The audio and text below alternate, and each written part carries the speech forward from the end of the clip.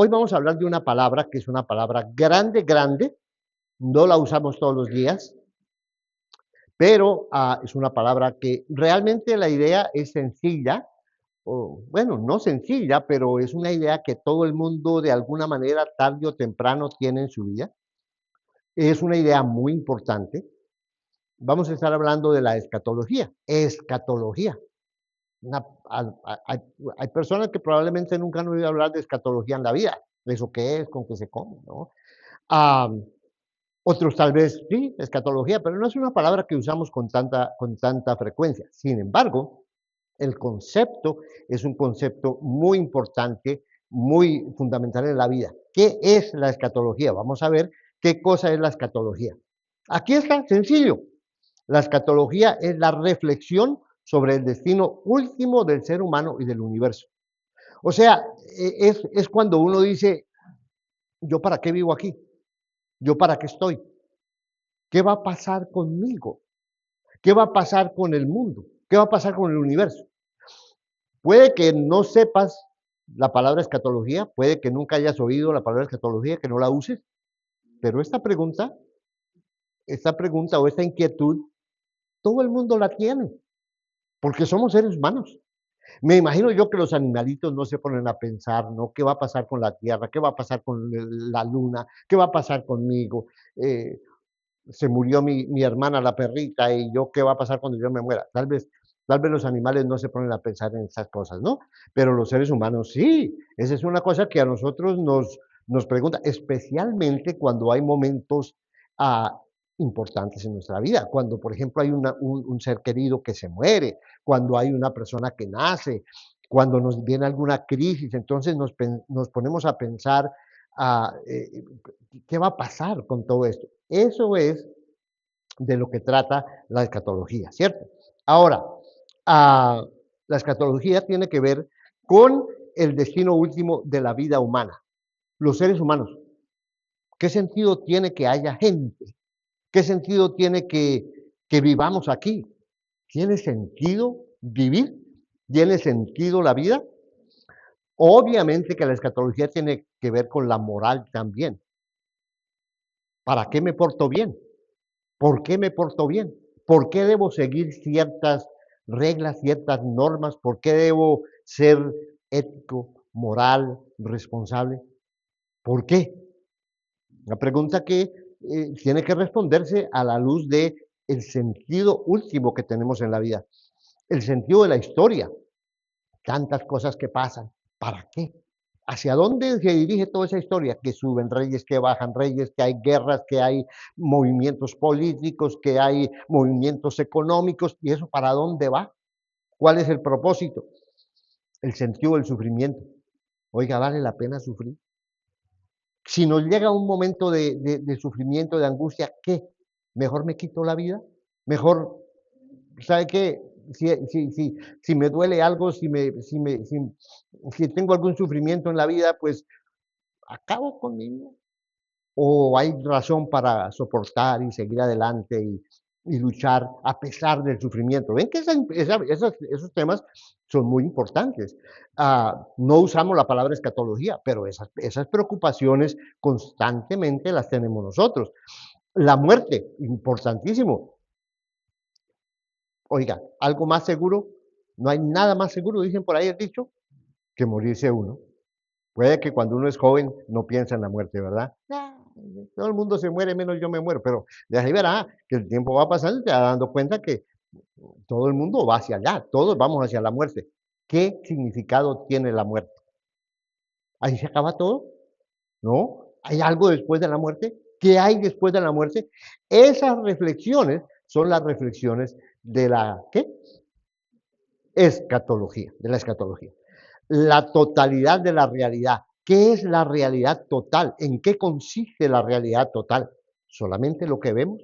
¿O hay otras cosas que son parte de la realidad en la cual nosotros vivimos? Esos son los temas que, con los que tiene que ver este asunto de la escatología. Ahora, obviamente, hay dos tipos de perspectivas.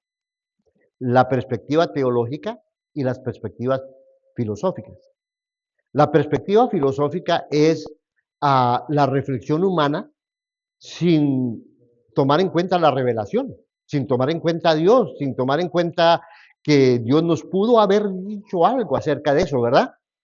La gente de por sí se pregunta eso, sea cristiano o no sea cristiano, sea religioso o no sea religioso, crea en Dios o no crea en Dios, la gente se hace esas preguntas y reflexiona. Y hay algunas personas que les gusta argumentar y reflexionar y que ponen por escrito lo que piensan, y esa es la perspectiva filosófica. Hay muchos filósofos que han escrito su punto de vista sin Dios, sin la Biblia, sin revelación de Dios.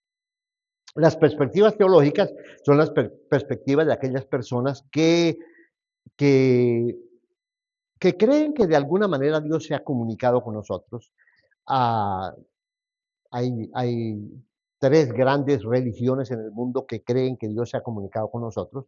Los cristianos creemos que Dios se ha comunicado con nosotros. Los judíos, obviamente, creen que Dios se ha comunicado con nosotros. Y los musulmanes. Los musulmanes piensan que Dios les reveló. Entonces, basado en sus convicciones, tenemos las perspectivas teológicas que pueden ser judías, pueden ser cristianas o pueden ser ah, del Islam, musulmanes, ¿no? Pero dentro de las perspectivas teológicas cristianas, obviamente que hay también cierta diversidad, cierta forma distinta de entender lo que es la escatología o el destino último de las cosas. Ahora, la perspectiva filosófica. Aquí vamos a hablar de las diferentes perspectivas filosóficas, o sea, aquellas que no toman en cuenta a Dios. La primera es el dualismo espíritu versus materia. Esa perspectiva es la perspectiva que dice, en el mundo hay dos realidades, una realidad material que es inferior, negativa, hasta mala, y una realidad espiritual que es superior, que es mejor y que está en constante conflicto con la realidad material. Bueno, a eso le llamamos el dualismo, espíritu versus materia. Luego tenemos la idea del progreso material y científico.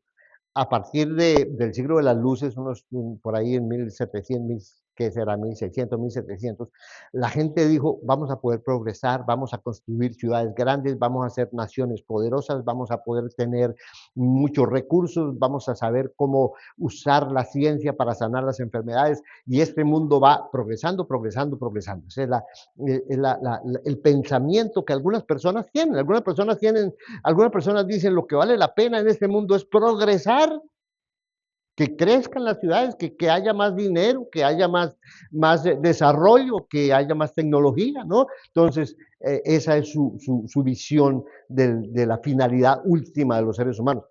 Tenemos la perspectiva de la dialéctica.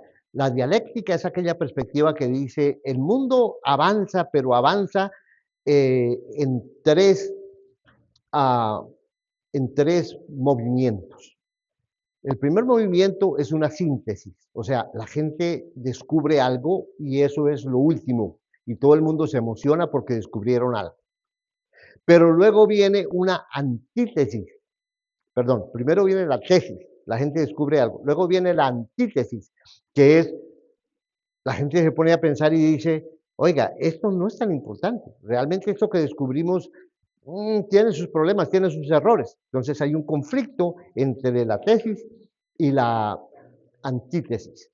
Y luego viene una síntesis, donde se combinan las dos cosas y hay un pequeño progreso, un avance en la forma de pensar humana. Así, esos son filósofos, no tiene nada que ver con la Biblia, ahí tenemos a Karl Marx, ahí tenemos a Hegel, ahí tenemos, ¿verdad?, los filósofos que piensan de esa manera. Luego tenemos la corriente del nihilismo, otra palabra quizás que no se usa mucho, nihilismo. Nihilismo sencillamente quiere decir, son aquellas personas que piensan que todo se va a acabar. No, no hay razón, el mundo se va a acabar porque esto se va a calentar, se va a enfriar, o los planetas se van a acabar, la vida, el hombre se muere, la persona se muere, no pasa nada, todo termina en cero. Nihilismo, todo termina en nada. Hay gente que piensa así, mucha gente. Ahora, tenemos otra corriente filosófica que es el existencialismo. Esta corriente dice, mire, lo que la gente tiene que hacer es vivir para morir. ¿Sabe qué? Acepte que se va a morir. No le ponga mucho color a la cosa, no le ponga mucho problema a la cosa, simplemente usted se va a morir y viva con esa realidad y viva contento, viva feliz, sáquele provecho a la vida lo mejor que pueda, viva cada momento, viva cada instante porque se va a morir y tomen nota. Si se pone a pensar que no se va a morir o si se pone a pensar que hay algo más allá de la muerte, entonces deja de vivir sus momentos diarios. Más bien, dedíquese a vivir el presente, el aquí, el ahora y olvídese, tome nota, tome cuenta que se va a morir. Ahora, la última, muy moderna esta, es lo que llamamos el transhumanismo. Esta es simpática porque el transhumanismo son aquellas personas que piensan que los seres humanos vamos a tener la capacidad de perpetuar nuestra vida por medio de la tecnología. ¿Sí? ¿Cómo así? Bueno, cuando ya te vas a morir, tú puedes poner todos tus pensamientos y tus metas, tus sueños y todo en un chip. Y ese chip, pues ahí queda permanente, ¿no? Ese chip lo pueden poner en un robot y ahí sigue tu vida tecnológicamente hablando. ¿Esto qué son? Son puntos de vista humanos, filosóficos. Ahora, ah, tenemos un gran filósofo que ustedes conocen muy bien, por ahí desde el año 428 al 347, es Platón. Platón es un filósofo, no considera eh, eh, la revelación, pero él piensa en cómo es la realidad y él divide la realidad en dos. La parte de arriba es la parte intangible, lo que no se ve, o sea, el mundo de las ideas puras. Y la parte de abajo es el mundo de las cosas, el mundo tangible, lo que vemos, lo que pasa, lo perecedero. La parte de abajo, dice Platón, la debió crear un señor que llamaba Demiurgo. Demiurgo era un dios inferior al dios verdadero. Platón creía en varios dioses. Entonces, Demiurgo era un dios que era menos poderoso que el dios más grande. Y Demiurgo, ah, pues le dieron a crear el mundo con materia, no tenía otra cosa, entonces pues creó un mundo defectuoso porque pues ni él tenía la capacidad ni la materia tenía la capacidad para que se creara otra cosa, ¿no?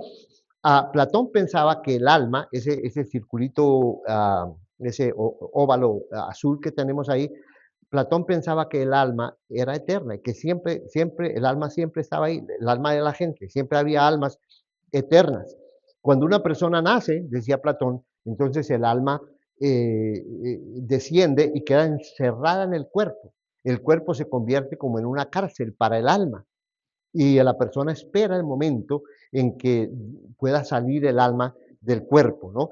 El objetivo es el objetivo final es que esa alma pueda unirse al mundo de las ideas puras, es decir, que pueda unirse a la belleza, al bien, a la verdad, a la justicia y vivir feliz en ese mundo de las ideas puras.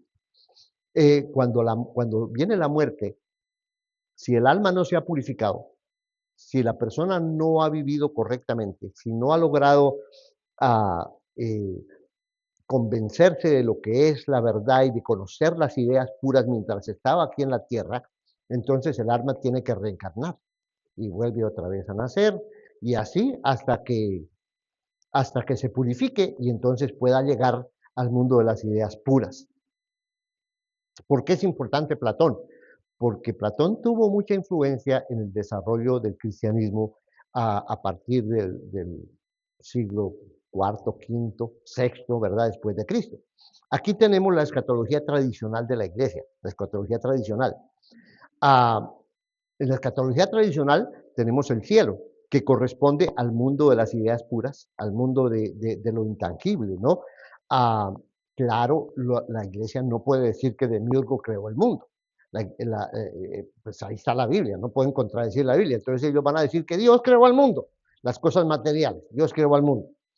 Ah, tampoco la religión cristiana puede decir que el alma es eterna, porque pues ahí está la Biblia, no pueden contradecir la Biblia. Entonces, ¿qué dicen ellos? Bueno, cuando una persona nace, Dios crea el cuerpo y el alma, pero son cosas diferentes. El alma es superior, el cuerpo sigue siendo material, ¿no?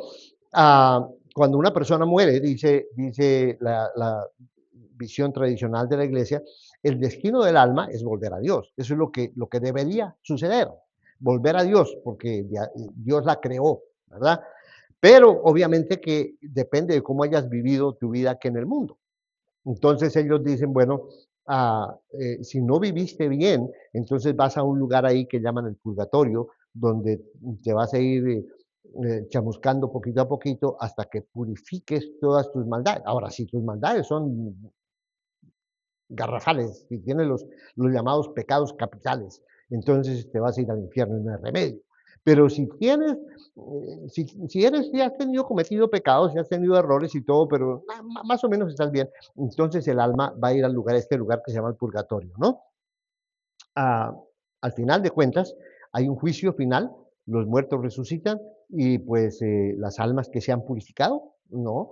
Van a estar eternamente con Dios las personas que no se hayan purificado, pues van a estar eternamente condenadas, ¿no? Bueno, ahora veamos la perspectiva judía, ya casi vamos a acabar.